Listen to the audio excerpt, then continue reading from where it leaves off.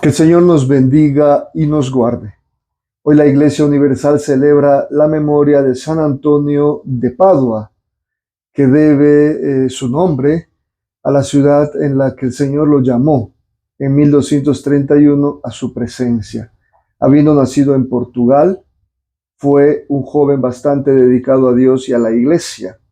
Empezó su vida religiosa con los agustinos, con la orden de San Agustín, pero luego de su encuentro con la espiritualidad franciscana y con el mismo Francisco de Asís, decidió entrar a la orden de los frailes menores.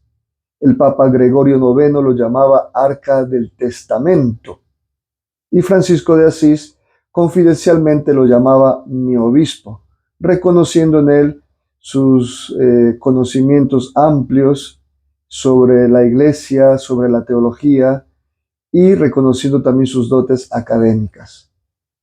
Es un santo probablemente uno de los más conocidos en la Iglesia Universal y que rápidamente, después de un año de su partida a la casa del Padre, fue nombrado santo.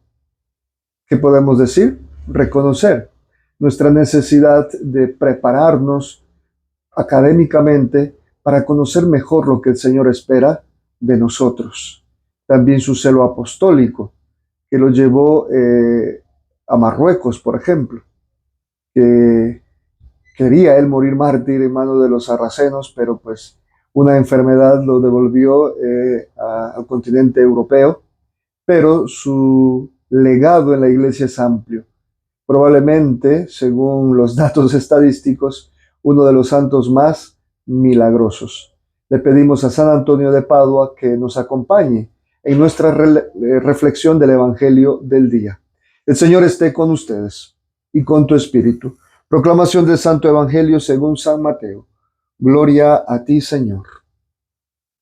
En aquel tiempo dijo Jesús a sus discípulos: si su justicia no es mayor que la de los escribas y fariseos, no entrarán en el reino de los cielos. Han oído que se dijo a los antiguos: no matarás, y el que mate será reo de juicio. Pero yo les digo, todo el que se deja llevar de la cólera contra su hermano será procesado. Y si uno llama a su hermano imbécil, tendrá que comparecer ante el Sanedrín. Y si lo llama necio, merece la condena de la gehenna del fuego. Por tanto, si cuando vas a presentar tu ofrenda sobre el altar, te acuerdas allí mismo de que tu hermano tiene quejas contra ti, deja allí tu ofrenda ante el altar y vete primero a reconciliarte con tu hermano, y entonces vuelve a presentar tu ofrenda. Con el que te pone pleito, procura arreglarte enseguida, mientras vas todavía de camino, no sea que te entregue al juez y el juez al alguacil, y te metan en la cárcel. En verdad te digo que no saldrás de allí hasta que hayas pagado el último céntimo. Palabra del Señor. Gloria a ti, Señor Jesús. Por las palabras de este santo evangelio, sean perdonados nuestros pecados, en el nombre del Padre, del Hijo y del Espíritu Santo. Amén. Interesante la reflexión del evangelio hoy. ¿Qué podemos decir? Muchas veces nos quedamos en la práctica de ritos, muchas veces nos quedamos en el cumplimiento legalista de la ley. Y ya veíamos ayer que nuestro Señor, que es el legislador, el que hace las leyes, nos enseña una interpretación distinta, una interpretación que tiene que ver con la ley del amor.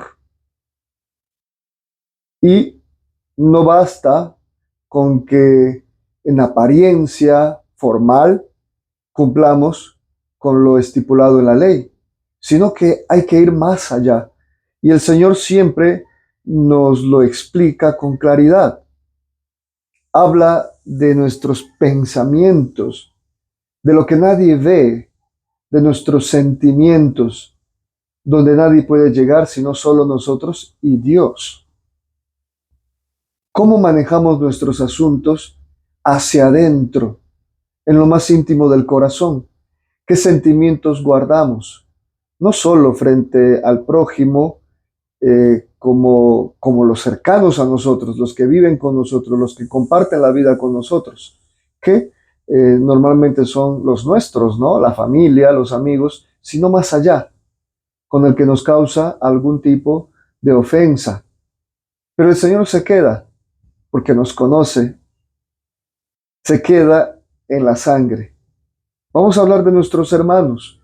¿Cuántas personas distanciadas, enemistadas, alejadas por un pleito de herencias, por ejemplo, o por cuestiones familiares que no se resuelven? Quien dice seguir al Señor debe resolver sus asuntos con el prójimo, con el hermano. No podemos cargar con ellas. Y habla aún más el Señor. Habla del valor de nuestras ofrendas en el altar.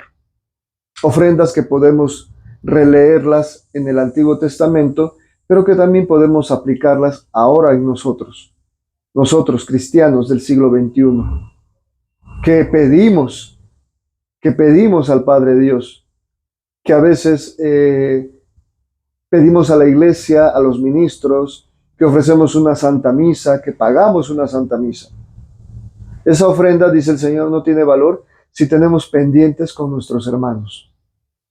Así que estamos llamados a esforzarnos y resolver esas diferencias que tal vez tenemos.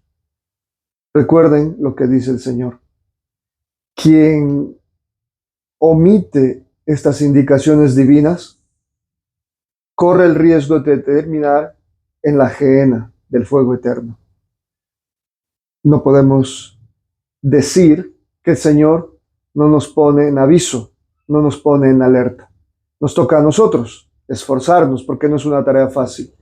El perdón y la reconciliación es un trabajo complicado que requiere de toda nuestra intención. Que la memoria de San Antonio de Padua, que la Iglesia celebra hoy, nos acompañe para poder alcanzar estas intenciones que el Señor nos propone. El Señor esté con ustedes y con tu espíritu. La bendición de Dios Todopoderoso, Padre, Hijo y Espíritu Santo, descienda sobre nosotros y nos acompañe siempre. Amén. Paz y bien, santo día.